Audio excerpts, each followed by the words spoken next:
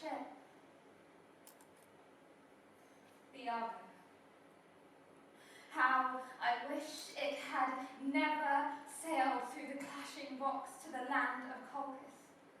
How I wish that the pine trees in the glades of Mount Pelion had never been cut down. How I wish that they had never provided oars for the hands of the heroes who took part in the expedition for the Golden Fleece. And all for Peleus' sake. Medea would never have sailed to the towers of Aegeus, her heart smitten with love for Jason. She would have persuaded Peleus' daughters to kill their own father. She wouldn't be living here in Corinth with her husband and her children, the citizens of whose city she came to liked her, even though she was an exile. And she was at Jason's side in everything.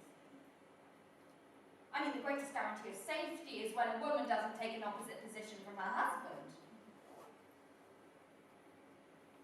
But now, it's all daggers drawn. Their love is sick. Jason now sleeps in a royal bed because he has married the daughter of Creon, the man who rules this land.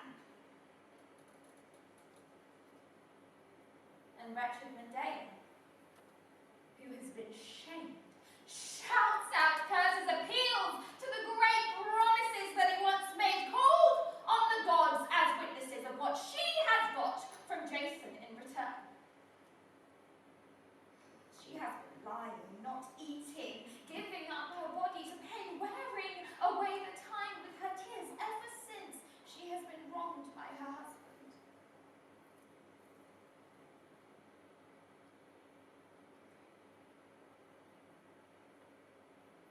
She doesn't rise up from the ground.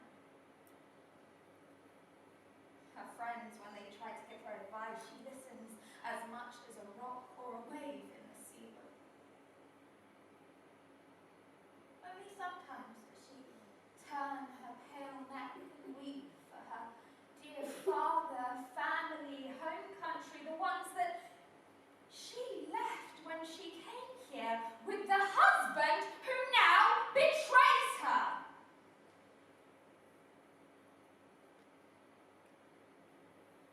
This poor woman now understands from her troubles what it is to be apart from one's own country.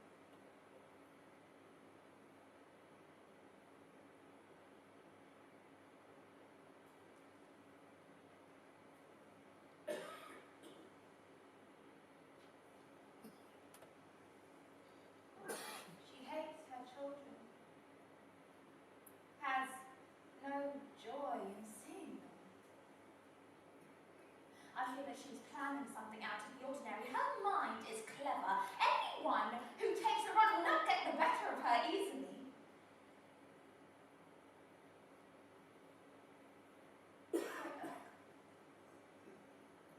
Her children don't think anything about their mother's problems. The young usually don't worry themselves about things that are painful. If it isn't Medea's trusted friend, then why are you standing all alone in front of the doors with all this complaining of your troubles? How can Medea be happy to be without you?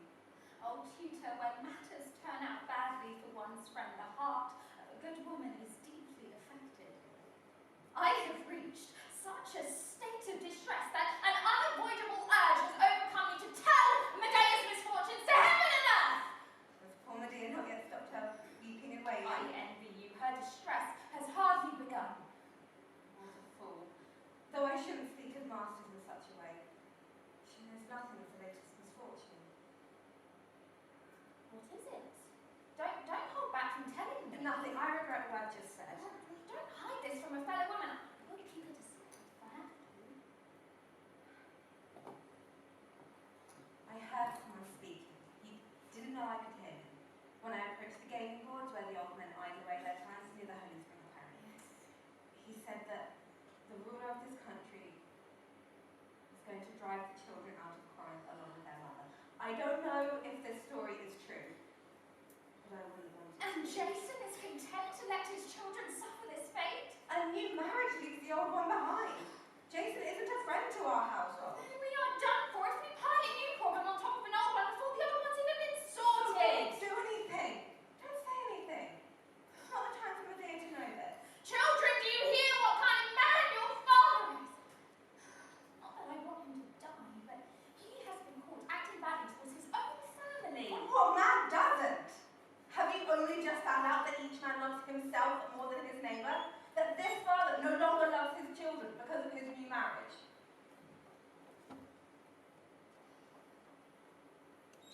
Go inside the house. Everything will be fine, okay? Just make sure that you keep these well away from her and don't go anywhere near her. I saw her just now looking like an angry bull as if she was about to do something. She won't stop her anger until she's let it out on someone. I just hope that it's on her enemies and not on her loved ones. So unlucky, so unhappy in my suffering. Pity me, I wish I were dead. Didn't I tell you?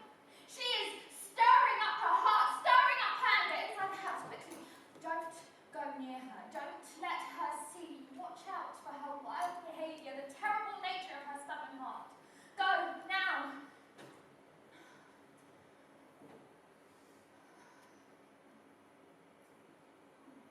It is clear that great flashes of anger will appear out of the dark clouds of her weeping and wailing. What will this proud-hearted, stubborn woman do now that this trouble has got its teeth into her? Suffering. Such suffering demands my lament. You cursed children, children of a hateful mother, die! Die along with your father and the rest of the whole household! Why do you make your children out to be as guilty as their father? Why do you hate these children so? These poor children. I feel so much for you, afraid that you will suffer something. The minds of royalty are terrible. Never used to compromise, but having great power, they find it difficult to let go of their own anger. It is far better to live as a normal person. I hope to grow old in conditions that are strong and stable. Moderate behaviour is by far the best course. Excess brings people no advantage. Indeed, when the god is angry with the royal family, he pays them back with even greater destruction.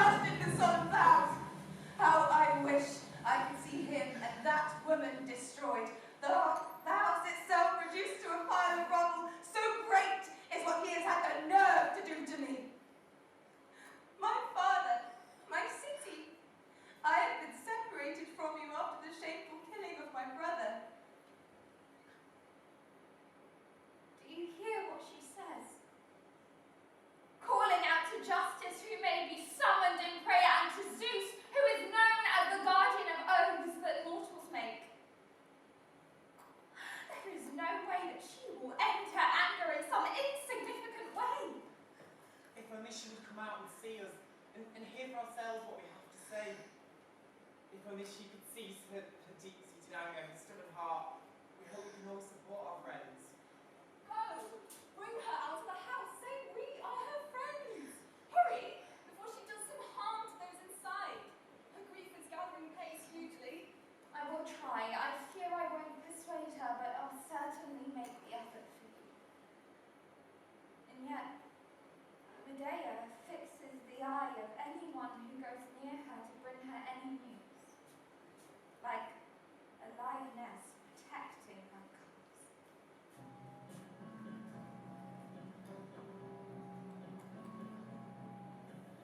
I heard the cries of distress, the screams at the wicked husband, who betrayed her marriage bed. She calls as a witness, keeper of oaths and justice, daughter of Zeus, under whose protection she came to Greece at the opposite end of the world, across the dance of watery sheets, through the gateway of the Black Sea.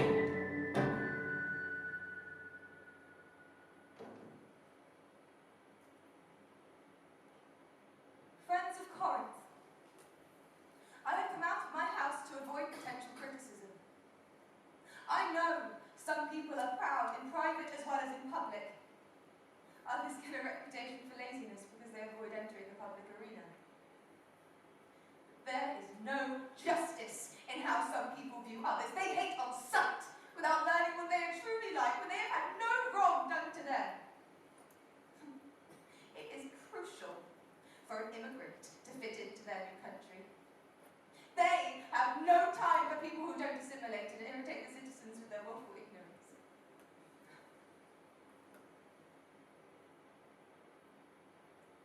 This unexpected blow has hit me and destroyed me. My life is ruined. I reject all pleasure in life and only want to die. The one thing that was everything to me, my husband, has turned out to be the worst of men. We women have the hardest time of anything that lives first. We are forced to buy a husband with a huge dowry, then to take him as master of our own body. This is piling misfortune on misfortune, but the greatest challenge is this. Do we get a good husband or a bad one? Divorce brings a woman a bad name, and we cannot reject our husband's advances. When a woman enters a new and strange household, she must be a clairvoyant to know how to please her husband in the best way possible. That is something she cannot learn at home. If we do work this out, and our husband does not resent the burden of our marriage, then it is a life to be envied.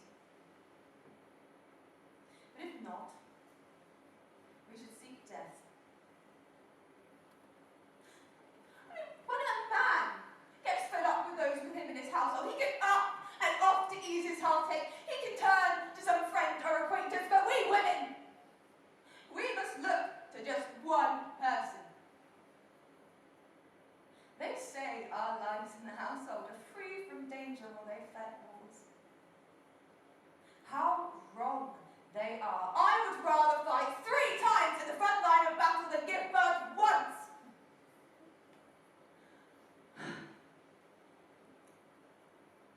My situation and yours is not the same. You have the city here. You have your father's house, things to enjoy in life. I am abandoned, stateless, abused by my husband, abducted from a foreign land with no brother, no mother, no relative I can reach as refuge from my misfortunes.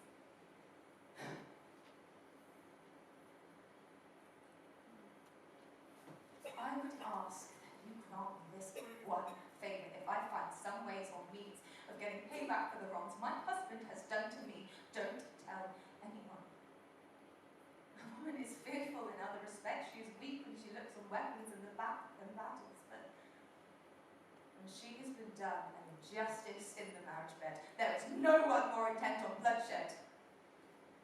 I will be silent in this matter. You are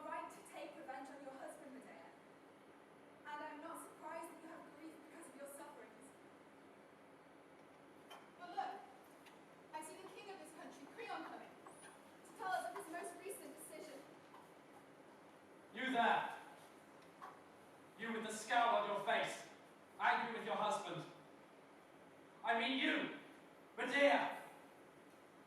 I am here to order you to leave this country and go into exile, taking your 2 children with you. Do not delay at all. I am judge and jury, and I am not returning to my palace until I have expelled you from my country's territory. My enemies are at full sail against me, and there is no safe port I can reach to avoid disaster. So, what's your reason for sending me away? I fear you. I don't need to mince words. I fear you will do me some terrible harm. Many things seem to be expected. You are clever and an expert in all kinds of wonder. You are pained by the loss of your husband. I hear you threaten, as they tell me, to take some action against me and Jason. I will be on my guard to avoid suffering in state. It's better for me to be hated by you than to be weak and regretted later. This is not the first time my reputation has harmed me. It often causes great damage. Any man with good sense should never ever teach his children to be excessively clever. They incur an envious hatred of the townspeople with a reputation for laziness. If someone offers original concepts to simple people, you will appear useless and not at all clever. If you appear to be more powerful than those who are experts, you will appear troublesome in the city. I have experienced the same thing myself. Because I am clever, some people are envious of me. Others think I get in their way, but I am not excessively clever. So, are you afraid of me? Afraid that I will do you something unpleasant? Don't worry, Creole. I don't have it in me to harm men who hold power. What wrong have you done to me? You gave your daughter's hand to the man you wanted. Yes, I hate my husband. But you were sensible in making this match. And now I don't envy your happy position. Marry off your daughter. I hope both of you prosper. Just let me stay here, and I will be quiet, even though I've been wronged, defeated by those more powerful than me. You speak words that are gentle on the ear, but I shudder to think what you are planning in your heart. It is easier to defend oneself against a woman prone to outbursts than the clever, silent type. I trust you even less than before. So be on your way. Don't stand around wasting time. There is no skill which could ensure you will stay with us when you are hostile to me.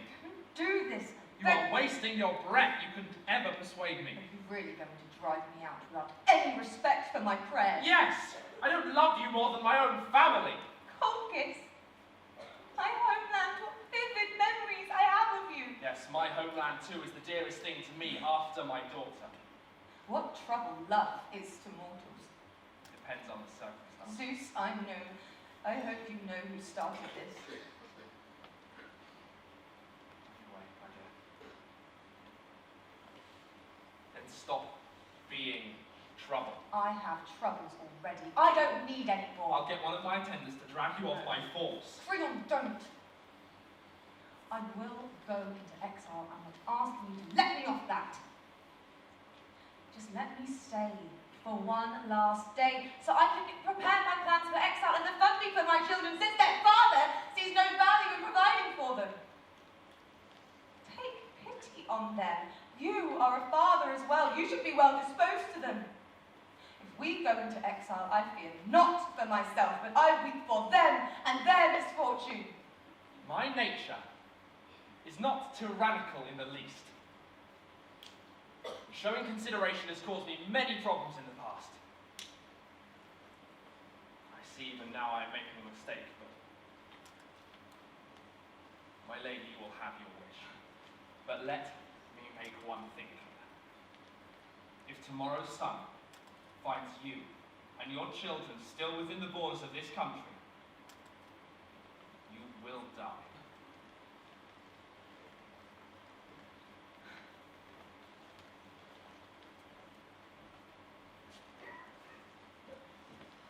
Poor woman, unhappy in your troubles.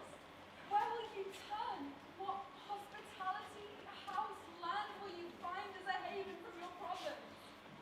Some god has brought you a tsunami of troubles. It was all end in disaster. so who will deny it? Don't think things will continue like this. There is plenty of trouble ahead for the newlyweds, and no little trouble for the bride's father.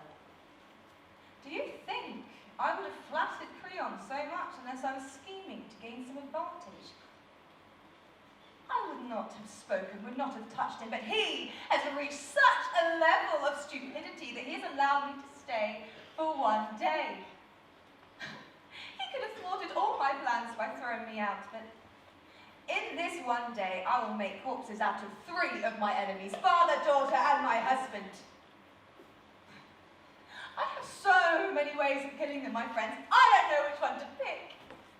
Should I set fire to the bridal house, or silently enter the house, go to the bridal bed, and thrust a sharpened dagger through her guts? There is only one obstacle. What am I caught as I enter the house to carry out my scheme? My death will make me a laughing stock to my enemies. No. The direct method is by far the best, one in which I am particularly skilled. Poison. Very well then, so they die. What city will have me? Give me refuge, keep me safe.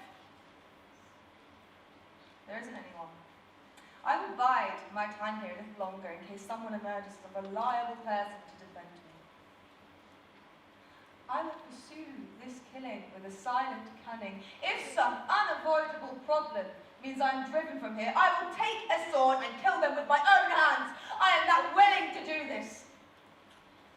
By the mistress I revere beyond all others, whom I choose as my partner in this action, Hecate, who lives deep in my earth, I hope that none of those who have wronged me will get away with it.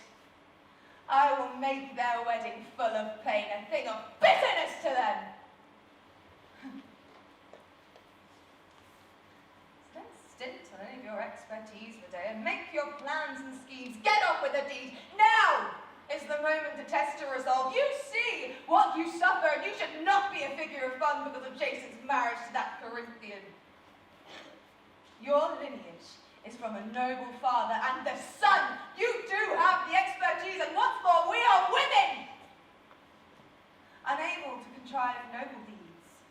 We're the most cunning devisers of evil acts. The waters of rivers run uphill, the world justice is upside down, the plans of men are set.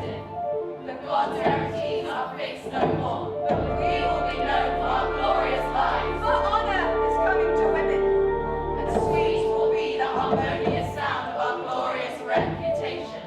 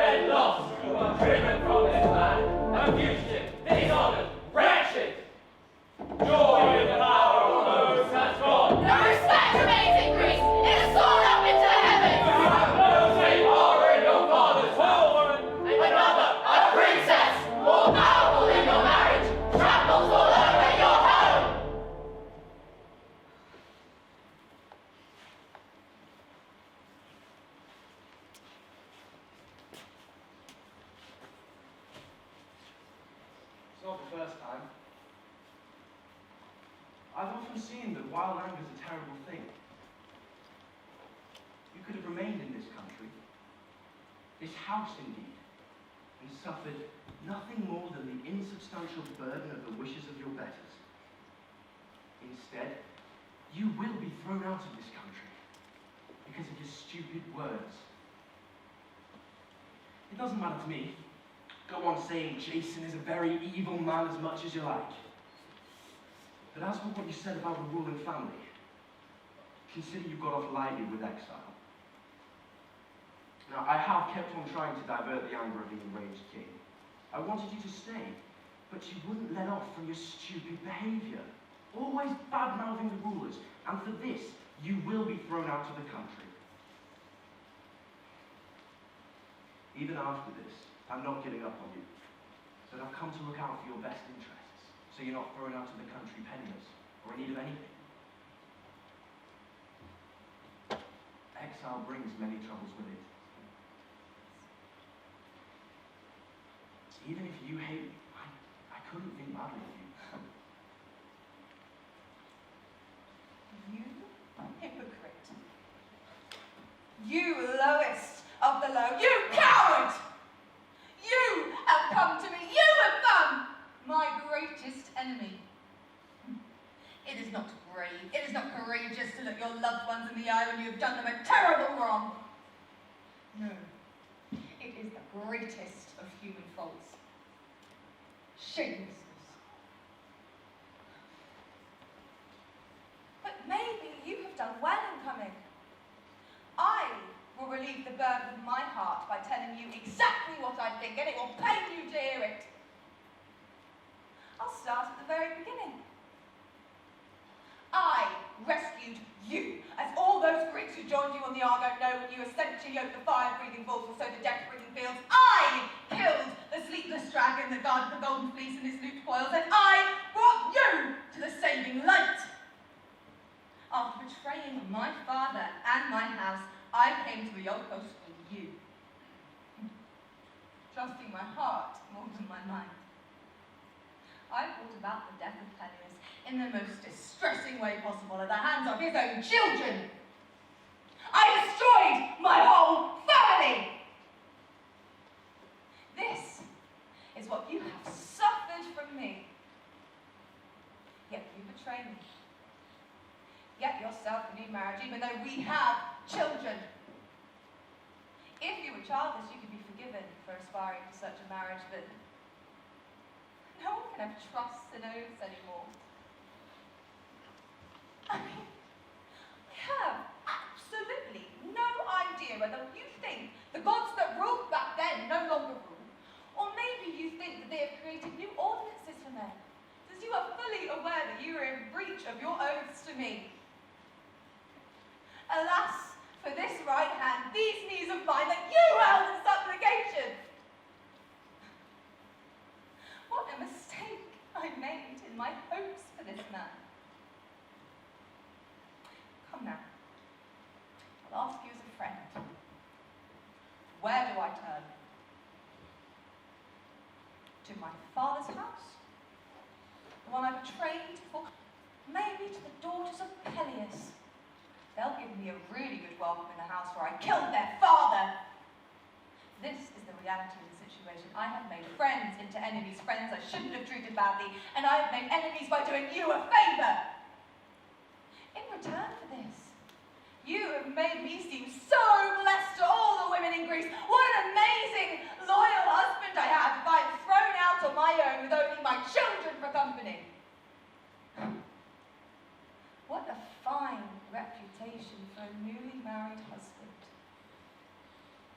Your children and the wife who saved you are homeless beggars. Zeus, why do you give clear signs when gold is false, but give no clear sign on the body of men when it is necessary to know if they are truly bad? There is a terrible anger, hard to cure, especially when people argue with those that are dear to them. It appears that I mustn't be a poor speaker, but, like the skillful captain of a ship, ready my sails for the imminent storm of your foul-mouthed tongue-lashing. You exaggerate the help you gave me. I believe it was the goddess of love who saved my expedition, alone of all gods and mortals. Yes, you do have a subtle mind, but to give a blow-by-blow account of how Aphrodite, with her inescapable arrows, forced you to rescue me, would put me in an invidious position. I won't make too precise an assessment. The way you did help, you didn't do too badly. But you took more than you gave when you rescued me, as I will set out. First, instead of living in some barbarian country, you live in Greece. You understand justice. You know laws. Might is not right. Secondly, all the Greeks acknowledge that you're a clever woman. You have a reputation. I wouldn't want the ability to sing more sweetly than Orpheus or have piles of gold in my house if I didn't have a glorious reputation. This is all I'll say on my labours. You brought the argument up. But to come to your criticisms of my royal marriage, first, I will prove that I was wise in the matter, and secondly, moderate. Then I'll explain to you how I was a great friend to you and to the children. How No! dare You be quiet! When I changed my country of residence from Iolkos, I came here with a great burden of insoluble problems. What better thing for me than to marry the daughter of a king? Me, an exile. It wasn't that I was hostile to our marriage, that I was lusting after some new bride. I didn't want to get into a race to see who could have more children. The existing ones are enough, I have no complaints. But rather, and this is my main reason, it was to ensure that you and I wouldn't go in need of anything. I know that everyone runs a mile from someone who's poor. I would bring up the children in a way worthy of my family. I would treat them equally with the children from my new marriage. I would join our families and be happy. Why do you need more children? I can profit from benefiting my existing children by using those that are to come. This is hardly a wicked plan, is it? No, but you women, you've come to such a state that when everything in a marriage is all right, you think you have everything. But as soon as there's some slight upset, a little misunderstanding, you regard the best things, the most desirable things as the greatest disaster. The race of women shouldn't have existed. The gods should have given men the ability to have children from some other source. That way we wouldn't have any issues. You make a good argument, Jason. Even so, in my opinion, and I may say something contrary to your views, you seem to have betrayed your wife and are not dealing with her fairly. I'm very different to many other people. As I see it, anyone who is naturally clever at debating but fundamentally bad is particularly worthy of punishment. Thinking his tongue can cover up any misdoings, he dares to commit wicked acts. He's not as clever as all that. So don't put on an innocent air and use clever words. One word will have you on your back. If you were truly of good breeding, you would have persuaded me before entering this new marriage, not doing it behind your family's back. Oh, I'm so sure you'd have gone along with the marriage if I told you about it beforehand. Even now, you have this anger inside your heart that you won't let go of. That was not the reason. It was a marriage to a barbarian. It wasn't prestigious enough for you as you reached old age. I can assure you, I didn't marry into the royal family because of a woman. But rather, as I said before, it was to protect you. And to father royal children as a protection to our existing children. To safeguard our family. I don't want a prosperous life that is bitter. I don't want wealth that gets under my skin. Do you know how to change your tune and appear wiser? That you shouldn't seem bitter at good things. That you shouldn't seem wretched when you have good fortune. Insult me then. Since you have your own exit strategy, I am being exiled, deserted. You chose this. Don't blame anyone else. What did I do? I didn't marry someone else. You uttered terrible curses on the royal family. Yes. And I am a curse on your house too. Look, I'm not going to debate this with you anymore. However, if you'd like some financial assistance, tell me. I'm willing to give unstintingly. And I'll provide you with contacts that'll treat you well. If you don't accept this, you're insane. But if you put your anger behind you, you will benefit financially. I won't have any dealings with your contacts. I won't accept anything, so don't offer it. Gifts from a wicked man bring no benefit. In that case, I call the gods to witness that I'm willing to help you and the children in any way. You don't like well-intentioned offers, but you push your friends away because of your obstinacy. And that's why it'll hurt you more. Just go away. You're full of lust for your new bride anyway. You're wasting time being out of her house. Get on with it! Perhaps, and maybe the gods know this, you are entering into a marriage you will regret.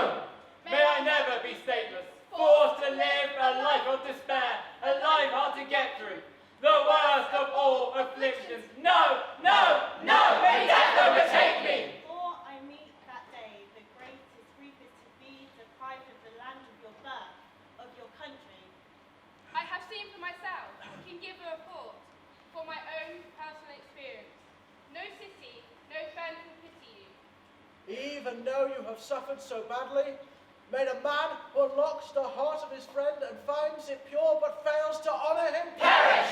Nothing but bitterness in the end. That man will never become my friend.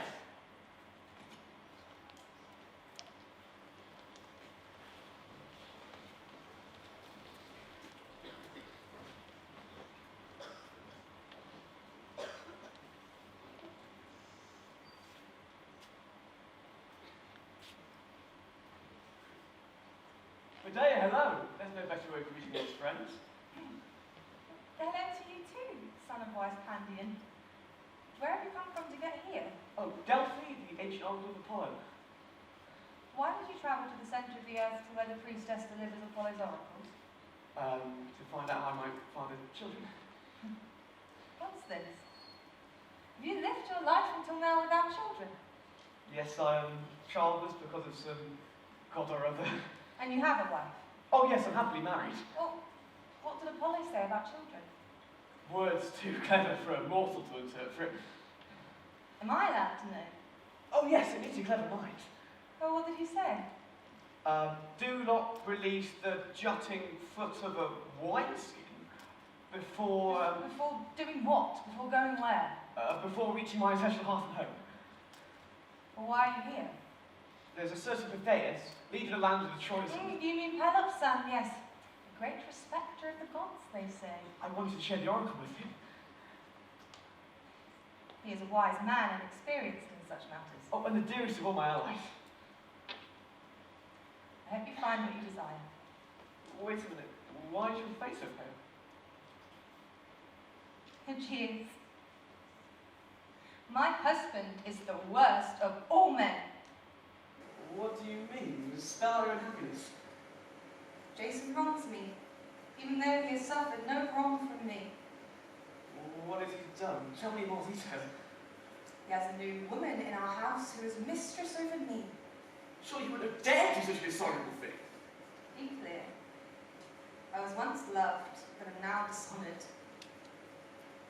Did he fall out of love with you, or fall in love with someone else?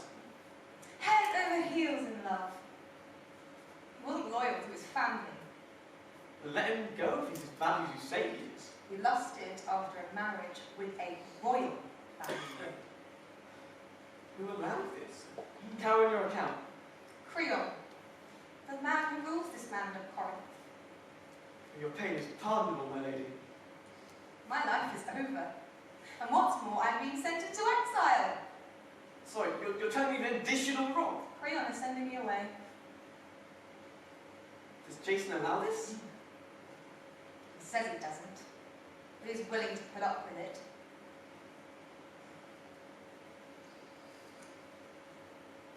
I beg you, by your beard, by your knees, I come as a suppliant. Take pity on me. Pity me in my misfortune. Don't stand by and watch me thrown out on my own, but take me into your country, into your house, into your hearth.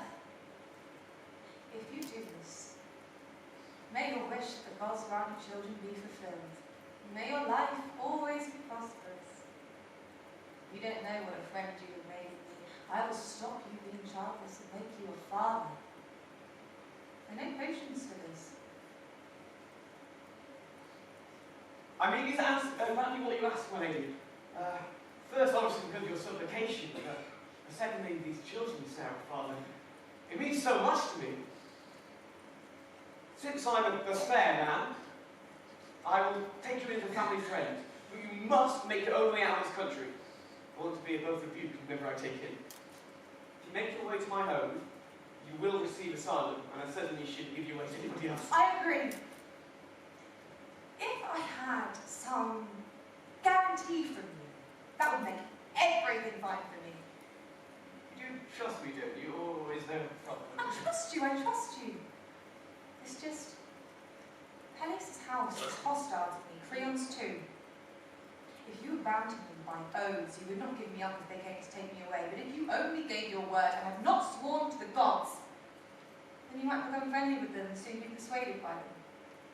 My resources are weak, but they have wealth and royal power. So, insight, my lady. If this is what you think, I shouldn't avoid and do what you ask. This would be the safest course for you, being a far mistaken position. Okay, tell me which gods to swear by. To swear by Mother Earth and then the sun, the father of my father, and then out the entire race of gods. What should I swear to do or not do? That you will never cast me out of your land as long as you live, and that you will never give me up to my enemies if they come to take me away. I swear by Gaia and by the bright light of the sun and by all the gods, I will do what you ask of me. That is sufficient. What would happen if you broke this oath? What happens to all disobedient mortals? Very well then. Everything is fine. I will come to your city when I have done what I intend and I have got what I want.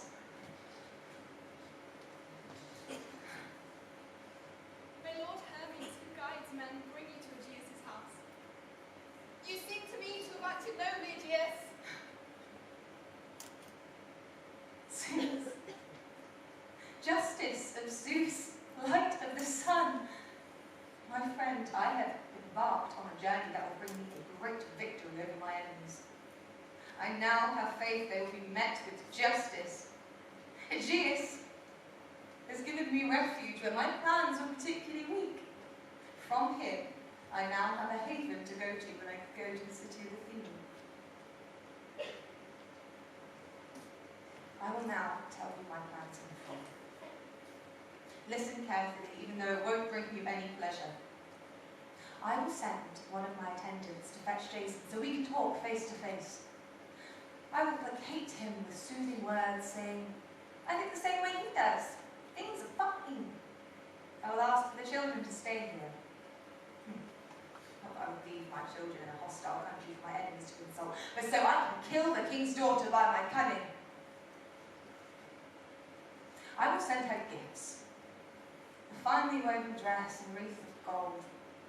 When she puts the finery on and it touches her skin, she will die a horrible death, and so will everyone who touches her. Such is the nature of the poison I will rub into the dress. enough of that.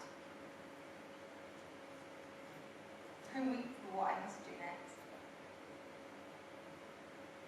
I will kill my children. There is no one that will take them away from me. I will steel myself to carry out this most wicked of tasks and flee this land.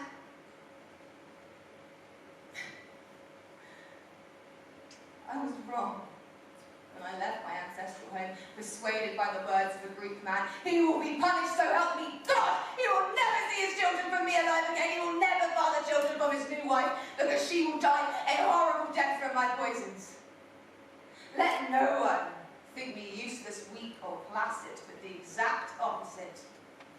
A friend, a kind to my friends, and a burden to my enemies. The life of such people has the greatest reputation.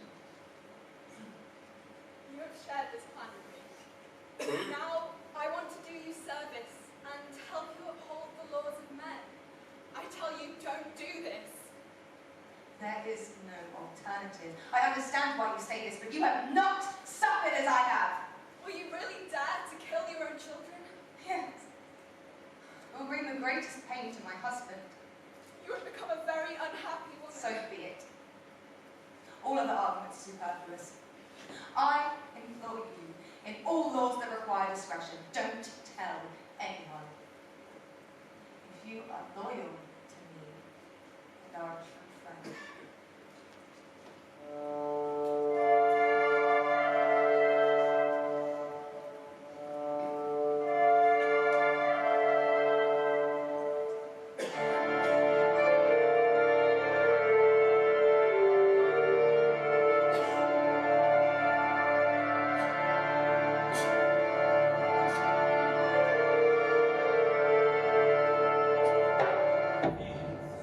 Children of Erechtheus, prosperous of old.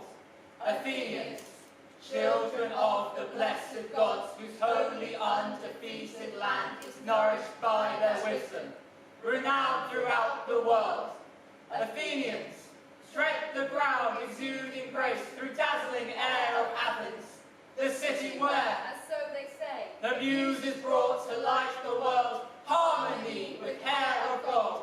Aphrodite gathers water So they say. by the banks of Cephisus. Aphrodite wafting breezes fair of scent through all the land of Attica. Aphrodite dressing hair with petals fair, rosy garlands smelling sweet, sending out the loves her charms, helpers in all excellence, to sit at wisdom's holy feet. How the city of the holy waters, how the land which passed to its friends, how it taken the killer of children, a woman who admits no respect for the gods of Medea. Face on those that you must be delivering. Think on blood and gold, planning on the in every way possible. We beg you, Beseech you, we can't averse suppliance. Do not murder your children. where will you get yourself the boldest spirit? Where will you find the strength of hands and heart and mind to bring about this terror? This act of destruction. How do you look your boys in the eyes? Medea! How will you keep your own eyes free from tears of sorrow, see clear before you last seconds on their face? Falling on their knees, they will ask you, they will beg you, and you won't be able to steel your heart, to steep your hands and spurs you first of their blood.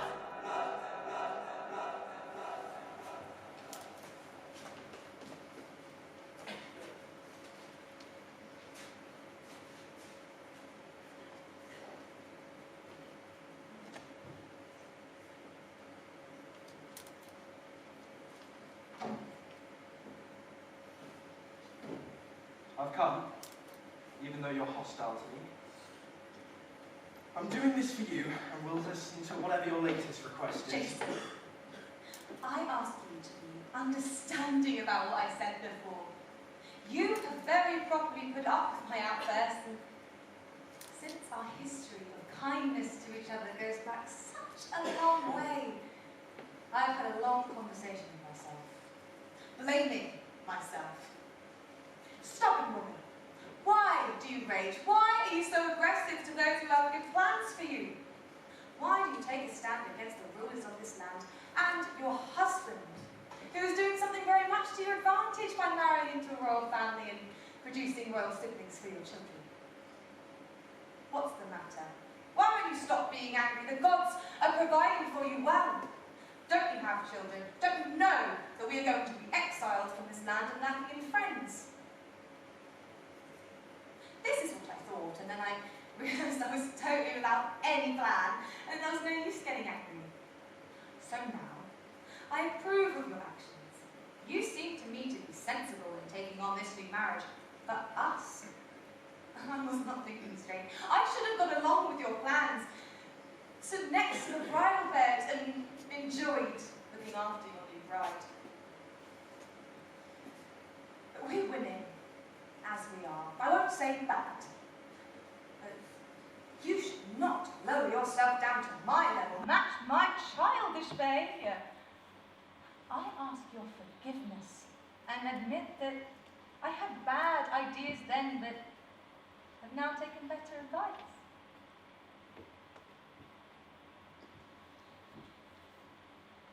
Oh, I think of something I keep concealed.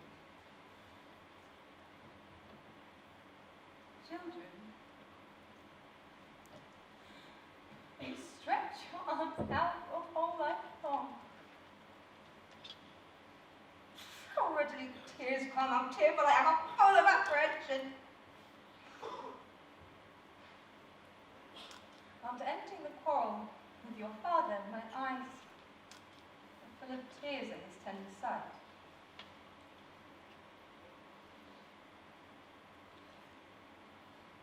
A fresh tear rolls down from my eye.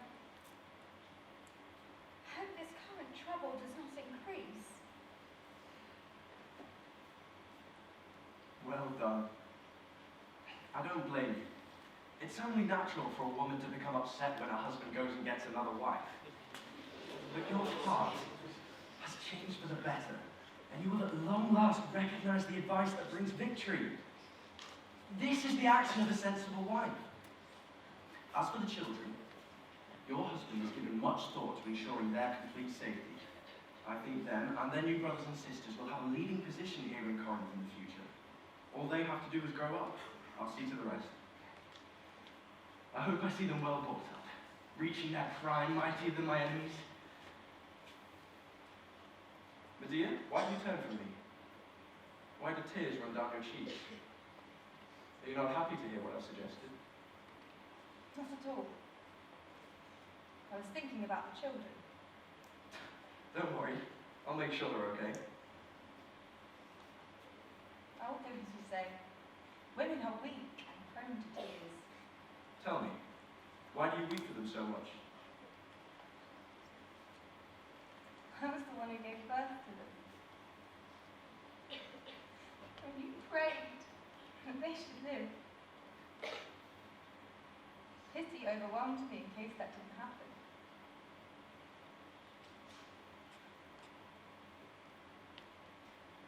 Some of the things you came here to hear have been said, and I will let you know the rest. Since the rulers of this land are sending me into exile, I do know what is best for me, not to get in the way of you and the rulers, and since they have decided this, I will go into exile. Ask Creon not to exile the children so they can be brought up by you instead. I don't know if I can persuade him, but I will try. And ask your new wife to beg her father not to exile them. Indeed I will. And I expect I'll persuade her. She's a woman like any other. I will help you. I will send her gifts. Gifts I know are far finer than any other living mortal has. Fetch the gifts here as quickly as possible. She will be happy, not in one, but in countless ways. She will have an excellent man as her husband, and will gain this finery, which the son, the father of my father, once gave to his descendants. Take these gifts in your hands and bring them to the blessed royal bride. She will receive gifts that are beyond reproach. What's this? You foolish woman. Do you think the royal household lacks dresses? Do you think it lacks gold? Don't give them away, keep them. If my wife thinks anything of me, I'm absolutely certain she'll consider me more important than possessions. Don't tell me what to do. The saying is that gifts persuade even the gods. She has divine right. My children have exile. I would give my life to change this, not merely gold. Take these gifts in your hand. Supplicate your new wife. Beg her for them not to be taken from this land. Give her the finery and make sure she takes it with her own hand. Go. As quickly as you can.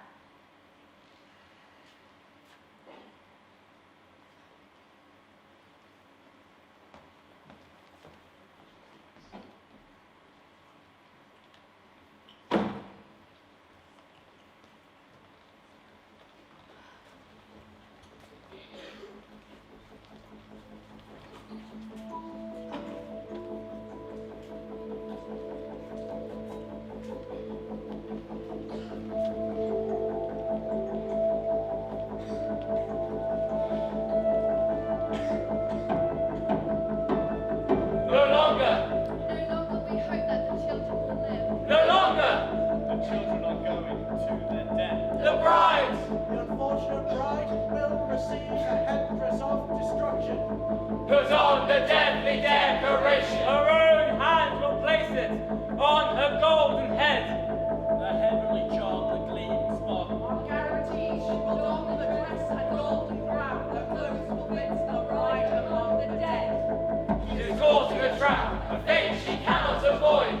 She will no longer escape destruction. Into royal family, you do not know how you bring about your children's murder, and hateful death of your new wife or man. How far you strayed from your destiny. Poor woman, ill-treated, I join in weeping for you.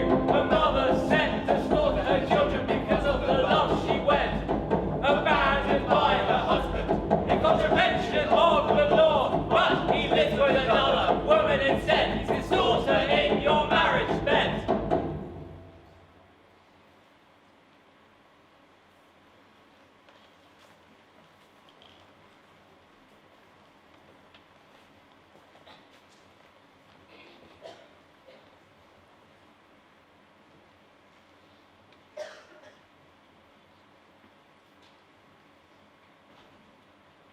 Medea, your children have been released from the threat of exile, and the royal bride has received the gifts happily.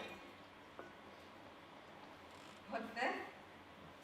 Why do you stand there so troubled when you have met with good fortune?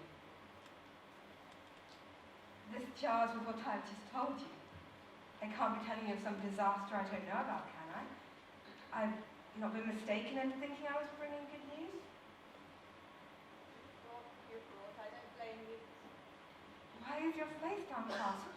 Why are you crying? The gods and I have made evil plans and carried them out. You are not the only woman to be separated from her children. Mortals must bear bad luck lightly. Go into the house and get the children ready for today.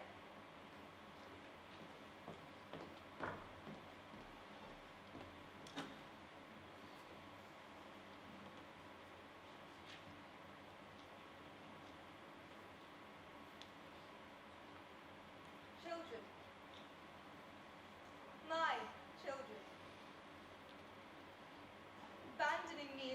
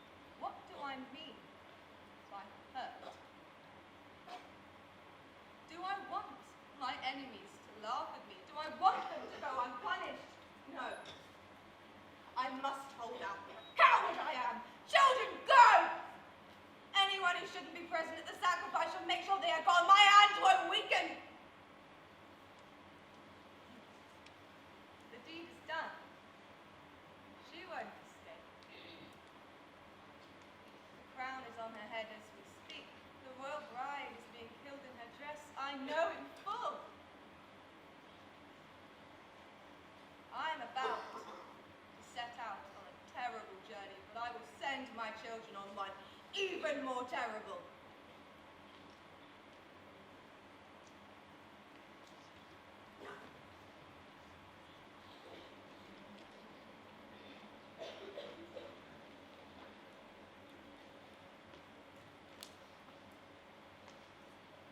I say that those who have never brought up children are superior in their happiness to those that have.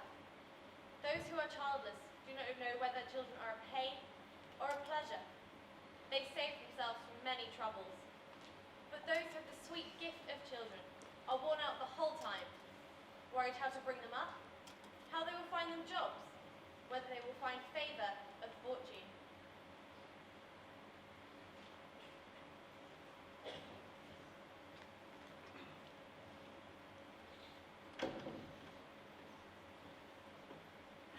Sleep again! Sleep! I've got everything you can!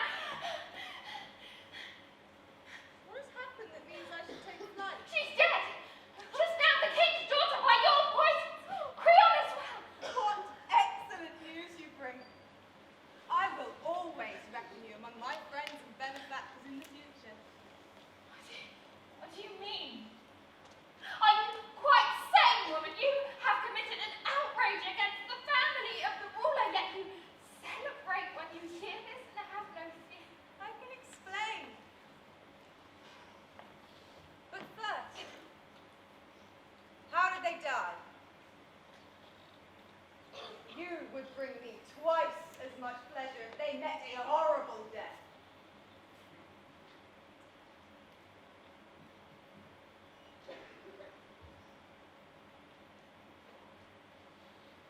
Jason arrived at the palace where the wedding was. We had been distressed by your troubles, but were now happy.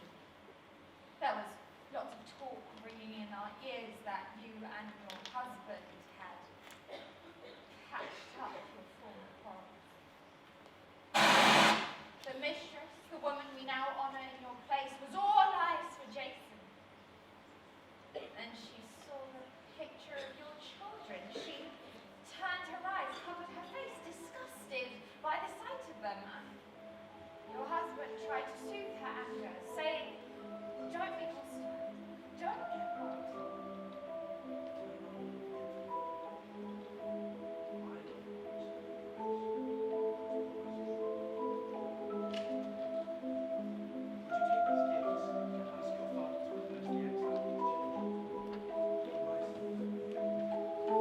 When she saw the finery, she could not resist, but agreed to all her husband's suggestions. And before he had gone far from the palace, she put on the embroidered dress. She placed a golden crown on her head.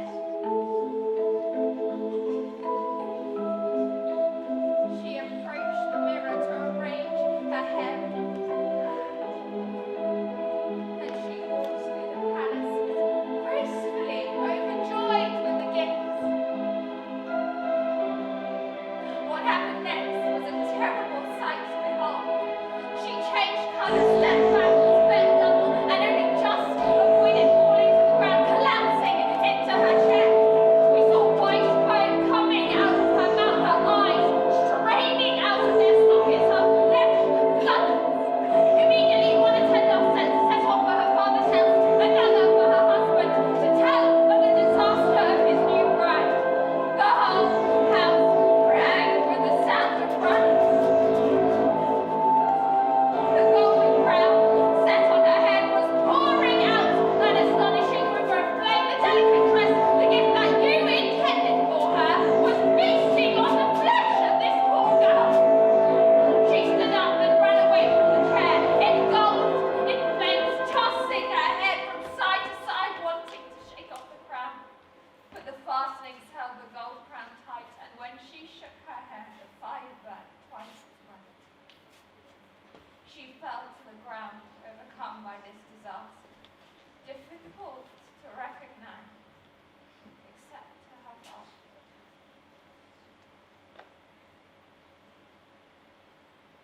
Everyone was afraid to touch the corpse. Her face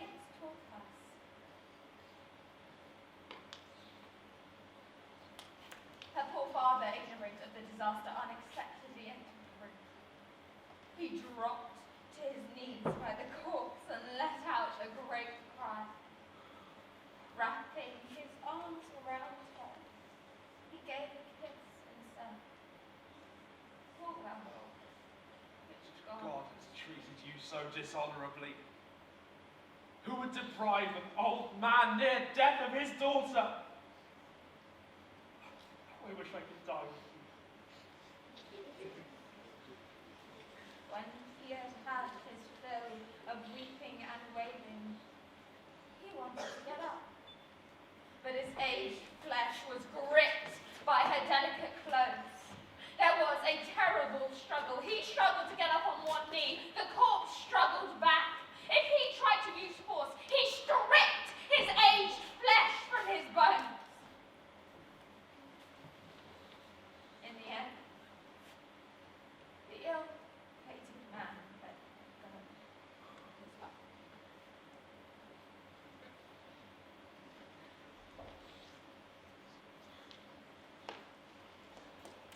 The two corpses lie there next to each other.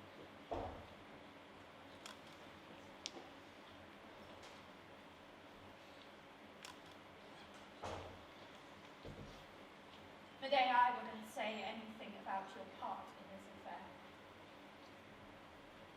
You yourself know how punishment abounds.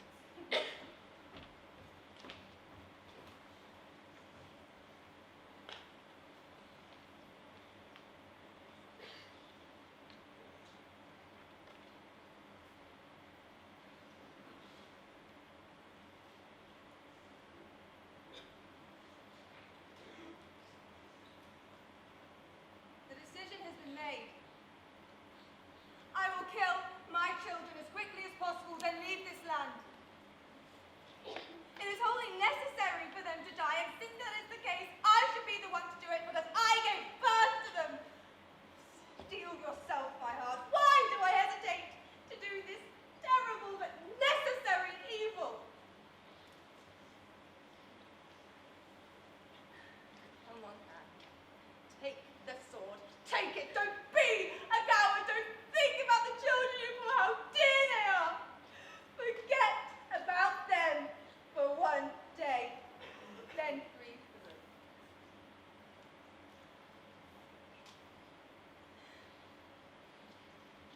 My heart did. Even though you killed them.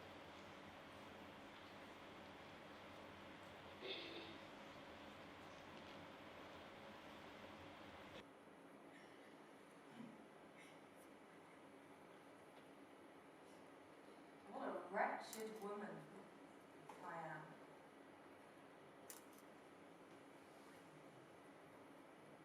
Holy Mother, shining rays of the sun, look down, is the cursed woman, before she attacks her children, descendants of the golden race, and blood of gods is filled by human hands, great fear abounds. Light divine, restrain her, stop her, eject her from your house. Pointless pain in giving birth, pointless care and nurturing, pointless passage through the gnashing rocks. Why this weighty anger? Why murder, pardon, murder? Heavenly gods, I pray, send suffering, send punishment on those who kill their kin.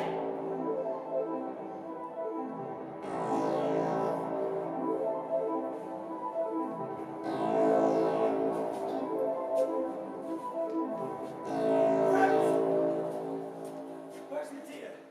Where is she? Is she still here or has she fled? Guys! It's a terrible deed she's committed. She should bury herself deep in the earth or grow wings and fly into the upper air. Does she really think she can kill the rulers and escape from the palace scot-free? It's not so much her as the children I'm worried about. I'm here to make sure my children are safe in case the remaining royal family try to avenge the wicked murder committed by their mother. Poor Jason. If only you knew what unexpected horror awaits you. Otherwise you would not have said this. What do you mean? She doesn't mean to kill me as well, does she? The children are dead by their mother's hand. Oh. Where?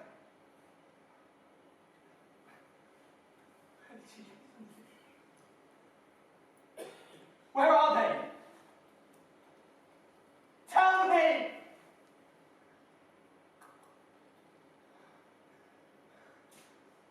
Guards, open the doors now!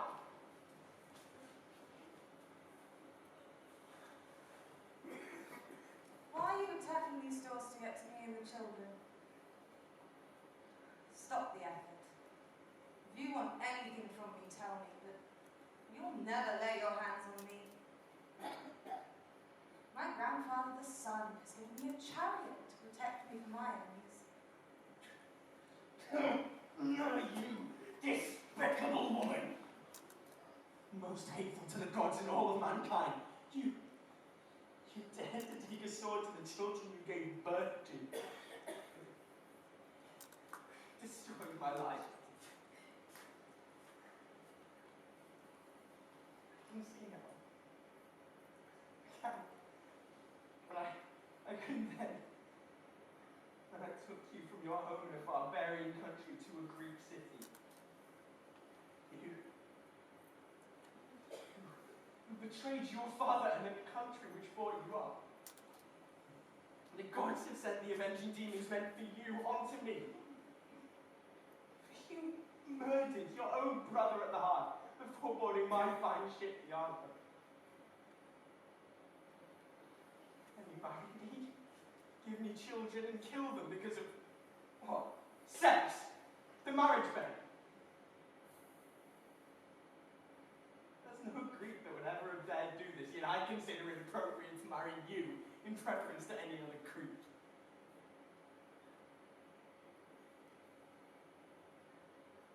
Now I can only remember. I have no enjoyment from my new marriage. I won't even be able to talk to my children.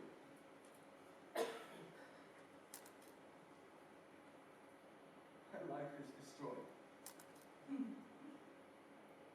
I would have given a detailed reply to your points, but Father Zeus knows how you have treated me and what I have done in return. After betraying our marriage, you are never going to have a good life mocking me.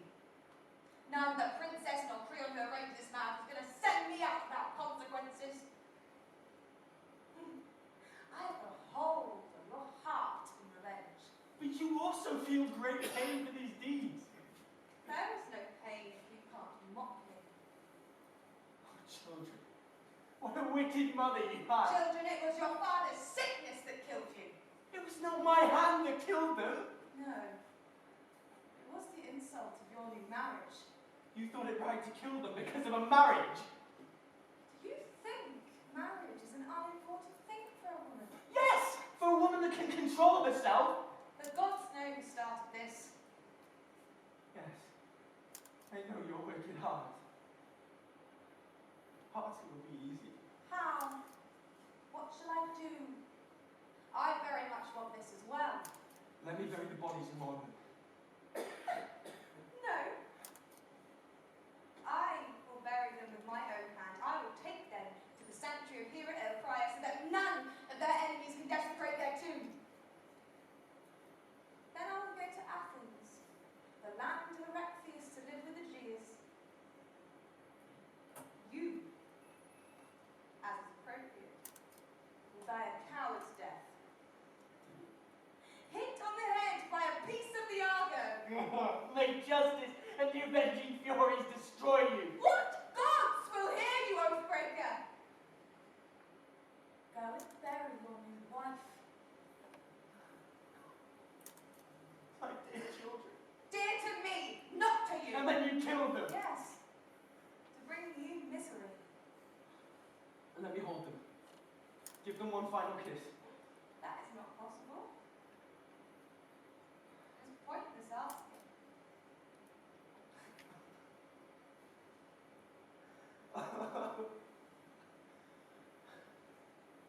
Zeus? You hear how I'm driven away? What I suffer from this savage animal? Then you killed them. And are now preventing me from holding the bodies, from burying them with my own hands.